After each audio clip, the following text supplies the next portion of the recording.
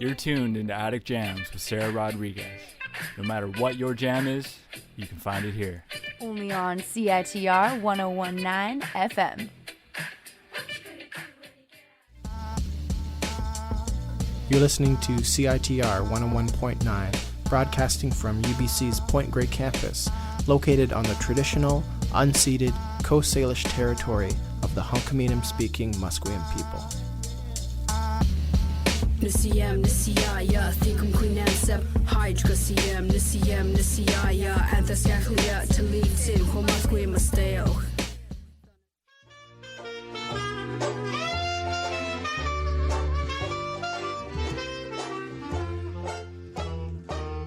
Joining me in the booth tonight is Lucy Lambert, a local painter, musician, and writer, and she's been performing and spreading her musical witchy love from coast to coast.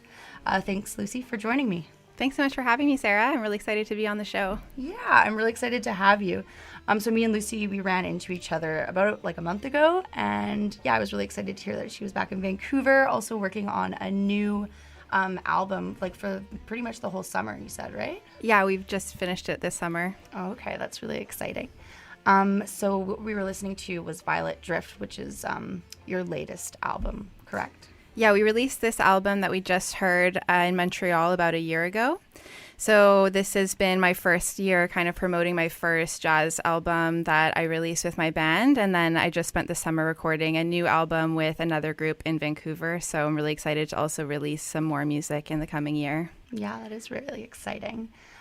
So the last two songs that we listened to by Lucy Lambert were A Lazy River and Black Beauty. And do you want to tell us a little bit about those songs? Yeah, definitely. So I've been really influenced by the music that comes out of New Orleans and early America, especially because as an accordionist, a lot of the early jazz repertoire was really influenced by accordion music in Europe, like Django Reinhardt and Stéphane Grappelli. So they were really influenced by the accordionists that they would play with in France, kind of in like 1910, 1920. There was tons and tons of French accordion music. So when I picked up accordion, I was kind of focusing on that repertoire, and then it kind of just leads to jazz the more you get into it, just because of how Django and Stéphane Grappelli were really just influenced by these different accordionists they would play with. Then I started traveling around down in New Orleans, and, you know, when I started playing music, I was basically just a self-taught street musician, and I would go out and busk with my guitar, and I would be playing and singing. Then I kind of wanted another instrument that I could pick up and just kind of have an easier time of singing and playing at the same time. That was a little bit more versatile than guitar and kind of had more different kinds of music that I could be learning. So then I picked up the accordion, and then when I was down in the States, there was just like so many incredible brass bands playing this kind of music, like Lazy River. There's some really incredible covers by Louis Armstrong doing that, and Black Beauty, that's like a classic jazz standard by Duke Ellington. So on this album, we kind of focused on a lot of the American jazz repertoire and a lot of standards that you usually hear by some really incredible jazz composers in American jazz music, like Louis Armstrong and Duke Ellington and some others. And you don't usually hear them played on the accordion, so I think I took a pretty unique path as becoming a jazz musician, to play jazz accordion. But I think that the accordion kind of lends a really kind of more unique or different kind of approach to some of those jazz standards that are a little bit less well known to begin with anyway. So it kind of becomes its own sound. And then we had a really amazing cellist playing on this album also, Juliette Malgrange. So you don't hear a lot of jazz cello either. So it kind of became a little bit of a unique interpretations of jazz standards was kind of our idea for that album. Yeah, well, they're really beautiful renditions. And we're going to be listening to basically the whole album for the next hour. So I hope that all of you listening will enjoy. And we're going to get to know Lucy a little bit more as well.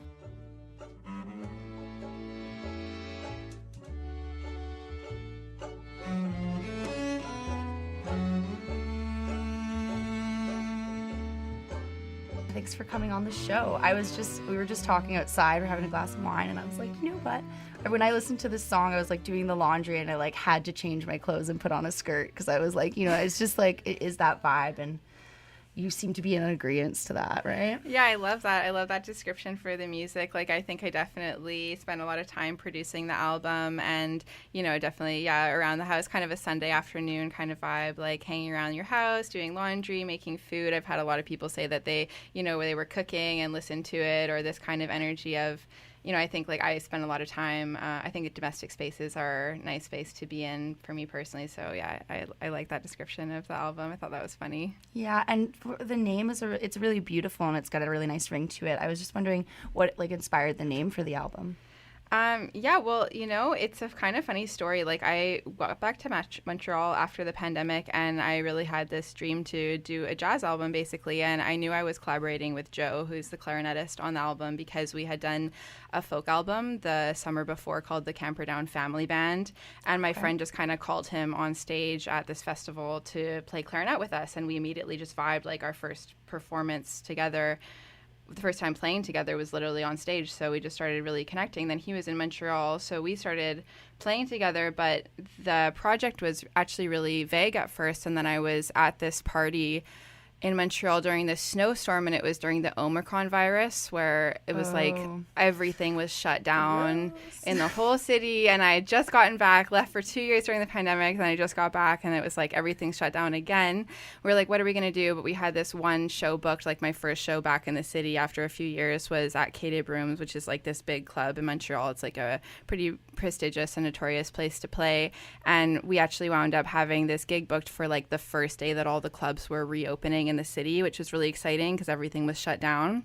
So then I was like, oh, what are we going to call my band? You know, like this, like very kind of at that point, a really vague and amorphous project that we weren't really sure like what it was going to exactly look like. And then I actually met a woman who was worked as a copywriter, like, and then she was like, I was like describing the project, you know, it's like jazz tunes, but it's kind of dreamy, and there's like accordion and cello, and it's like a very kind of like a more dreamy interpretations of the music. And I told her my name, and she just said it to me, Lucy Lambert's Violet Drift, you know. And at that point I really wasn't sure about what the project was going to be, other than that I had the cellist and the clarinetist, who are both like super incredible jazz players, so I was really excited about the band. But it was like just this total gray area of what was going to happen. And then actually it wound up being a totally sold out show at Quai des Brumes because everybody was so excited that all the clubs had reopened. Yeah. So it was this really inspiring time because it was like basically my first time playing in front of like a huge audience just because of the pandemic in a few years. And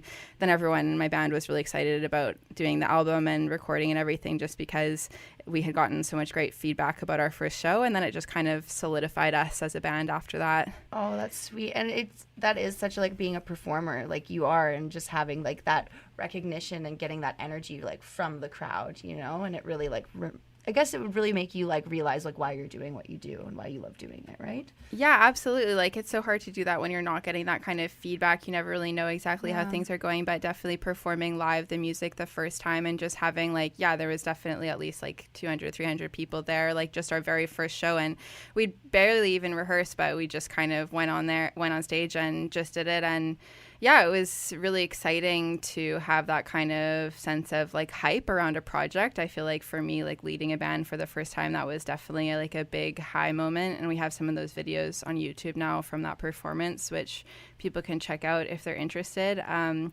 then after that, we just played all winter together and did a bunch more shows, and then just started rehearsing a bunch to make the album. And so the whole project really happened within a stage of just 3 or 4 months before people kind of took off in different directions, but we got a lot done during that time. Yeah, well, that's awesome. I was also going to ask you, so I know you spent a lot of time down in New Orleans, and that's kind of like, this album has a very kind of like New Orleans vibe to it. And I just wanted to ask you a little bit about like what your experience was like down there, and if you have any funny stories that you want to share.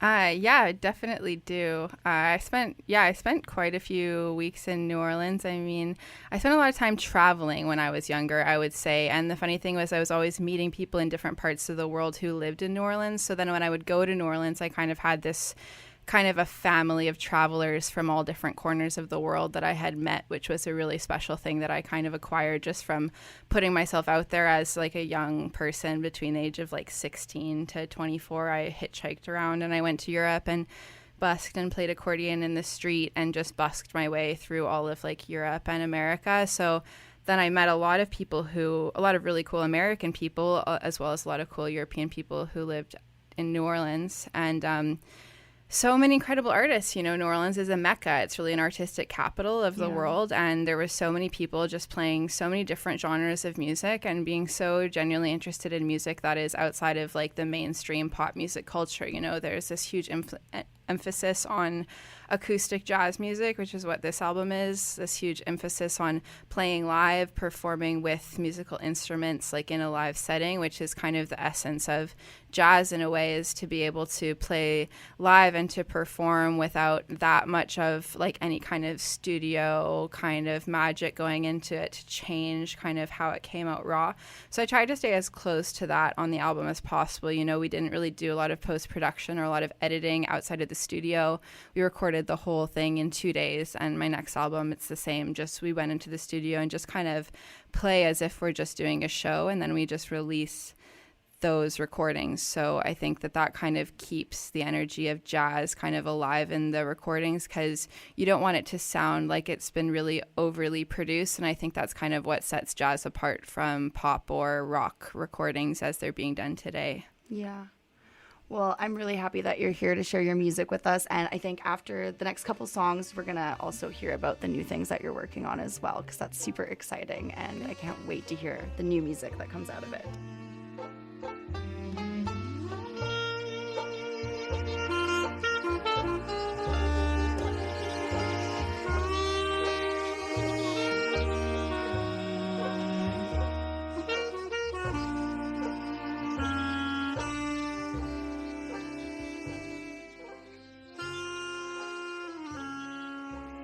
So we released this album last year, and then we were doing a lot of performances over the winter and performing it in Montreal in last fall. And then I moved back to Vancouver basically in the springtime. And then I found another really incredible group of jazz musicians to do another album with who were pretty excited about what we had already released. So my next band, it has the same name. It's still called Lucy Lambert's Violet Drift. So I kind of consider Violet Drift, it's like a rotating cast of musicians that are kind of backing me up that I'm collaborating with at different times. So our first album had the same name as the band, which is Lucy Lambert's Violet Drift. And then, but Lucy Lambert's Violet Drift is the name of my jazz project basically in its entirety for now. So our next project, so our next project will be released under the same name, which is Lucy Lambert's Violet Drift, but we'll have a different album title, which is yet to be disclosed. Ooh, okay. And yeah, so I recorded a new album with some of Vancouver's really incredible jazz players, like John Nicholson is playing soprano saxophone. We have Kevin Romaine on the drums, Seb Chamney on the guitar, and Noah Gottfried on the bass. So that's going to be also a super stellar group of musicians in Vancouver that we just recorded with, and none of that's been released yet, but keep an eye out for it coming up. If you follow any of my social media pages, it'll be put up on there as soon as we start releasing the singles. I've been singing the blues since my baby said goodbye. The meanest feeling I've had in a while. And every blue pain brings new pain right into my heart. I got this feeling I'm gonna lay right down and cry. Ain't it hard when you hear yourself moan? Definitely this album was specifically influenced by New Orleans jazz music. Like I really spent tons of time listening to early jazz singers and early jazz composers like Billie Holiday and Ella Fitzgerald, and also early ragtime music, because obviously with the accordion you have this piano keyboard. So I'm also a piano player, though I kind of specialize more in accordion and violin. And so then I was really amazed by the ragtime music that came out of New Orleans that was kind of like pre-jazz, early jazz, like Scott Joplin and Jelly Roll Morton. Dead Man Blues is on there, and that's one you usually hear with the brass band played out in New Orleans. And I saw so many amazing things when I was in New Orleans. One really incredible thing that happens in New Orleans is Mardi Gras, and there's a street festival.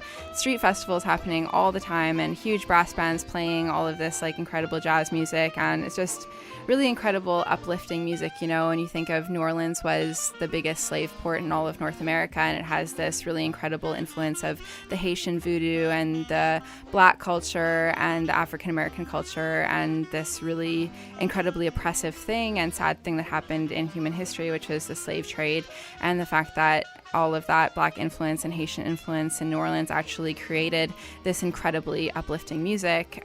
I always find that just like super inspiring to me in my art practice and as a musician, that something that's so uplifting and fun like this swing and jazz music came out of like some of the most oppressed people of all time, and that they didn't lose their connection to music when they came over from Africa, and that was something that really kept people's spirits alive through something as horrible as slavery. So when I was in New Orleans, you get to see a lot of, you know, more fun Mardi Gras parades that are kind of more trashy and just like tourists. But then you also kind of, if you're hanging out in the city and kind of in the Ninth Ward or in the Bywater, or where a lot of my friends hang out, that are kind of the more like artistic scenes, and it's like kind of the underground culture and kind of more of like the punk culture and stuff.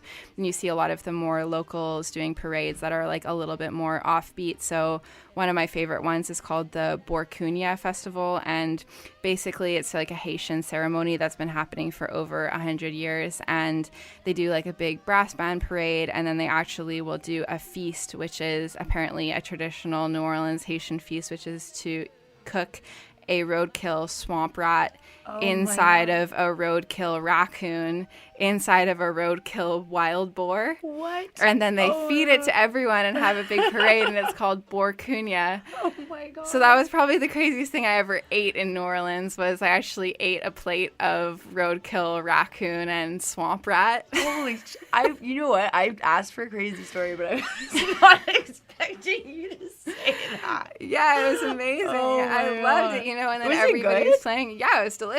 Oh my God. It was amazing. I loved it.